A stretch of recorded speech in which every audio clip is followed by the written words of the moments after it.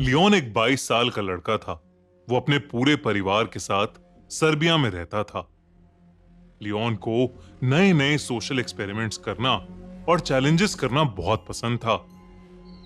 एक रात लियोन अपने फ्रेंड की पार्टी से अपने घर की तरफ लौट रहा था। कार तेज स्पीड में थी और लियोन ने लाउड वॉल्यूम पर गाने चलाए हुए थे। अचानक उसकी गाड़ी के सामने एक अजीब सी दिखने वाली औरत आ गई। लियोन ये देखकर बौखला गया और उसने गाड़ी का स्टीयरिंग व्हील पूरी तरह घुमा दिया। उसकी गाड़ी एक पेड़ में जाकर टकरा गई और लियोन को सर पर थोड़ी चोट आई। उस रोड के पास एक हॉस्पिटल था जहां का स्टाफ क्रैश की आवाज सुनते ही दौड़ता हुआ आया और लियोन को हॉस्पिटल के अंदर ले गया। लियोन को क्रैश के 15 मिनट बाद ही होश आ चुका था। डॉक्टर ने उसकी मरहम पट्टी कर दी और अब वो घर जा सकता था। लियोन ने अपने लिए एक टैक्सी और अपनी गाड़ी के लिए एक टो ट्रक बुक कराया। उसका वेट करते करते वो हॉस्पिटल में ही अपनी टैक्सी और उस टो ट्रक का वेट करने लगा। वो हॉस्पिटल के सेकंड फ्लोर की बालकनी में खड़ा था। वो बार बार उस औरत के बारे में सोचने लगा जो अचानक उसकी गाड़ी के सामने आ गई थी, मगर उसे लगा कि शायद वो उसके मन का कोई वहम होगा। उस बालकनी से लियोन को उसकी क्रैश्ड गाड़ी साफ नजर आ रही थी।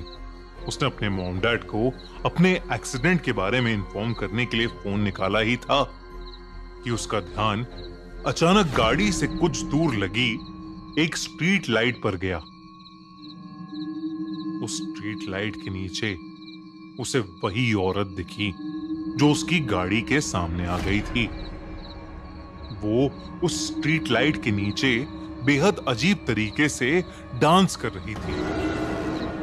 लियोन उसे देखकर बहुत चौंक गया और अपने फोन से उसे रिकॉर्ड करने लगा कि तभी लियोन के फोन पर किसी का कॉल आ गया।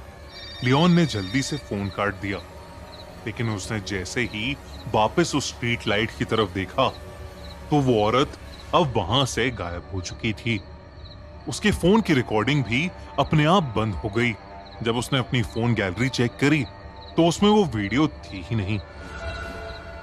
लियोन ये देखकर थोड़ा घबरा गया। उसके कुछ ही देर में उसकी कैब वहां आ गई, इसलिए और वो तुरंत वहां से निकल गया।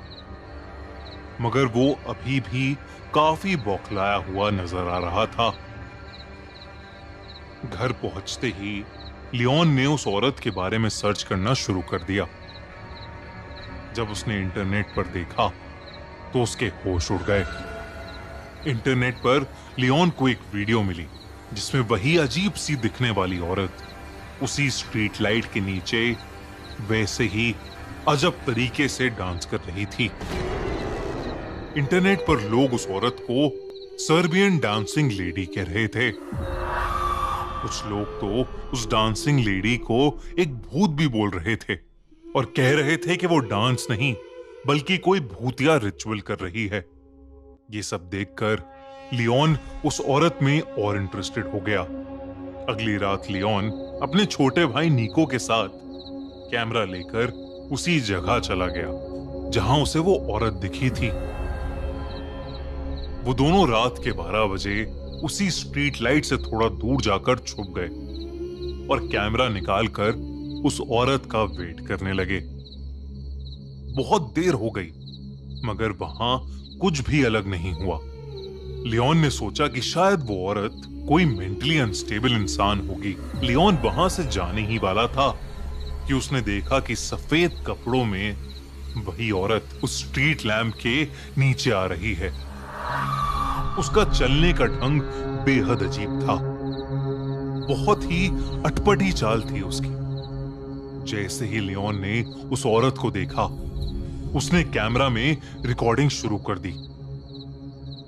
वो औरत उस स्ट्रीट लैंप से नीचे आई और दोबारा वैसे ही अब नॉर्मल तरीके से डांस करने लगी। इस बार लियोन ने देखा कि उस औरत ने अपने हाथ में एक चाकू भी पकड़ रखा है। उस औरत के बाल उसका चेहरा ढक रहे थे और इसलिए लियोन उसका पूरा चेहरा ढंग से नहीं देख पा रहा था।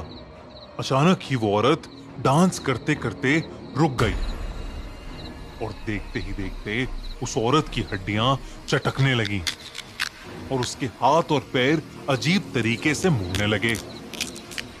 तभी उस औरत ने अपना चेहरा लियोन की तरफ किया और वो उसे देखते ही जोरों से हंसने लगी। उस औरत का चेहरा डिसफॉर्म्ड और बेहद डरावना था। वो अब धीरे धीरे लियोन और निको की तरफ चलकर आ रही थी। लियोन और निको ये सब देखकर बहुत डर गए। वो फौरन अपनी कार की तरफ भागे।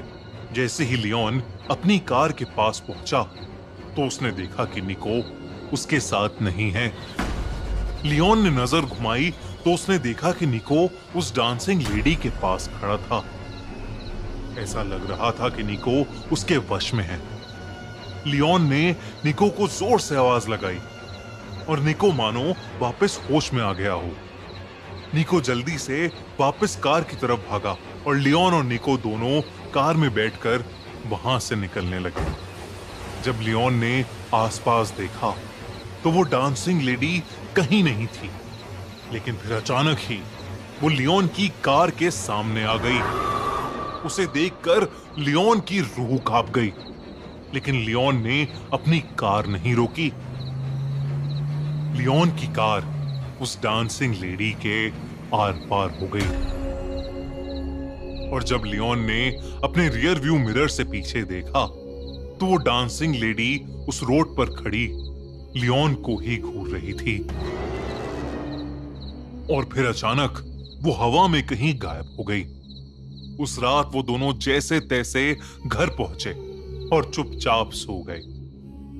अगले दिन निको ने लियोन को बताया कि उस डांसिंग लेडी ने पिछली रात निको से कहा कि वो खुद डेथ है और वो जिसको भी देखेगी वो उससे उसकी सबसे करीबी चीज छीन लेगी। इस इंसिडेंट के कुछ ही दिनों में कुछ ऐसा हुआ जिसने लियोन और निको की जिंदगी हमेशा हमेशा के लिए बदल दी। एक रात लियोन और निको की मां एक्सीडेंट में मारी गई। उनका एक्सीडेंट भी उसी स्ट्रीट लैंप के नीचे हुआ था जहां लियोन ने उस डांसिंग लेडी को देखा था। कभी कभी तो उस दिन के बाद से लियोन और निको को अक्सर उस डांसिंग लेडी के सपने आते हैं। बल्कि निको की हालत तो इतनी खराब हो गई कि वो कभी कभी रात में अपने घर से निकलकर बाहर सड़क पर उसी डांसिंग लेडी की तरह वैसा ही अजीब डांस करने लगता है।